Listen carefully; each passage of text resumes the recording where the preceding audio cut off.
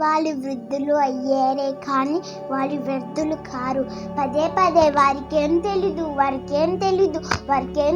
అంటున్నారేం. వారికేం తెలియకుండానే నిన్ను పెంచారా? వారికేం తెలియకుండానే నిన్ను పోషించారా? వారికేం తెలియకుండానే నిన్ను చదివించారా?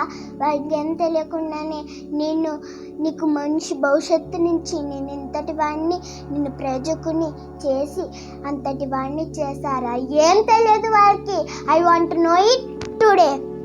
Hi viewers, welcome back to smart sweetie channel. ఇవాళ మన టాపిక్ సీనియర్ సిటిజన్స్. అంటే మన ఇంట్లో ఉండే, మన మధ్య ఉండే మన అమ్మమ్మ, నానమ్మ, తాతయ్యల మాట. వృద్ధాప్యం అనేది మానవ జీవితంలో ఒక దశ అని నేటి సమాజం మర్చిపోతుంది. వయసు భయపడ్డాక, బాధ్యతలు నిర్వర్తించాక, ఆరోగ్యం క్షీణించి, పళ్ళు పోగొట్టుకుని, నవ్వు మిగిల్చుకుని, నడక పోగొట్టుకుని, నడవడిక మిగిల్చుకుని, దేహం దుర్భరమైన, మనసు స్వచ్ఛంగా ఉంచుకుని, నడవలేని నలిగిపోయిన నలుగురిని మాత్రమే కోరుకుని నిరుత్సాహ జీవికి నరకం చూపిస్తూ ఎటువైపు వెళ్తున్నాం, ఏం నేర్పిస్తున్నాం మన నేటి తరానికి? ఒక యథార్థ సంఘటన చెప్తాను, వినండి. ఒక తండ్రి తన పెరట్లో గుంత తీస్తున్నాడట. ఏం చేస్తున్నా నాన్న అని అడిగిన తన కొడుకుకి ఇలా చెప్పాడంట, ముసలిది ఇవాళ రేపో పోతుంది కదరా, అందుకే గుంత తీసి పెడుతున్నా, తను పూడ్చడానికి పనికొస్తుంది కదరా అన్నాడట. తన తండ్రి చెప్పిన మాట వినగానే ఆ చిన్న పిల్లవాడు తన పక్కన పెద్ద గుంత తీస్తున్నాడు కదా, చిన్న గుంత తీయడం మొదలు పెట్టాడంట.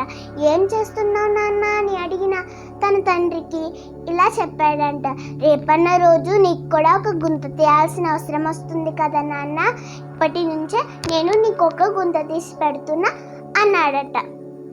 వెంటనే ఆ తండ్రి సిగ్గుతో తలదించుకొని తన తప్పుని తెలుసుకున్నాడట.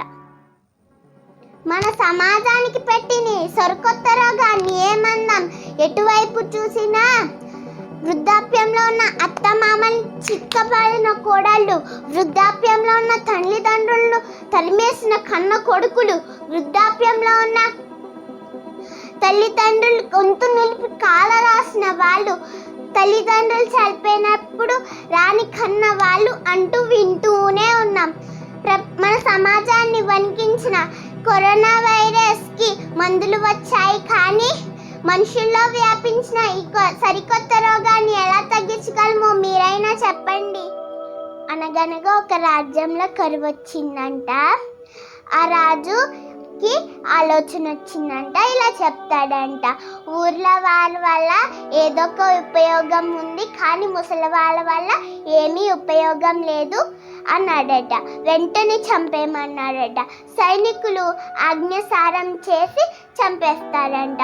కానీ ఒక్క యువకుడు మాత్రం తన తండ్రిని కాపాడుకోవాలని తన వృద్ధ తండ్రిని కొండ గృహలో దాచుతాడట. అప్పుడు రోజు వెళ్ళి తిండి అన్ని పెట్టి తన తండ్రిని బాగా చూసుకునేవాడంట. ఏదోలాగా రాజ్యంలో వచ్చి కరువు ప్రళయం లాగా వచ్చి పడింది. చివరికి ధాన్యపు విత్తనం కూడా లేని పరిస్థితి. ఎటు చూసినా ఆకలి చావులు. ఎంతమంది మేధావులు ఉన్నా ఆ సమస్యను పరిష్కరించలేని ఆ దిక్కుతోచని పరిస్థితిలో రాజ్యం ఉంటుంది. ఈ యువకుడు తన తండ్రికి భోజనం తీసుకుని వెళ్ళే సమయంలో ఈ విషయం మొత్తం, అంటే రాజ్యంలో ఉన్న పరిస్థితి అంతా వివరిస్తాడు. అప్పుడు జవాబుగా వేకువజామున లెగిసి నది ప్రాంతానికి వెళ్ళి ఇతర ప్రాంతాల నుండి వచ్చే సెలయేటి విత్తనాలతో సాగు చేయమంటాడు. వెంటనే ఆ యువకుడు తన తండ్రి చెప్పినట్లు ఎలాగైనా విత్తనాలు సంపాదించి సాగు మొదలు పెడతాడు. ఈ విషయం రాజుకు తెలిసి పిలిపించి అడగగా భయపడుతూ విషయం చెప్పి తన తండ్రిని వదిలివేయమని ప్రాధేయపడతాడు.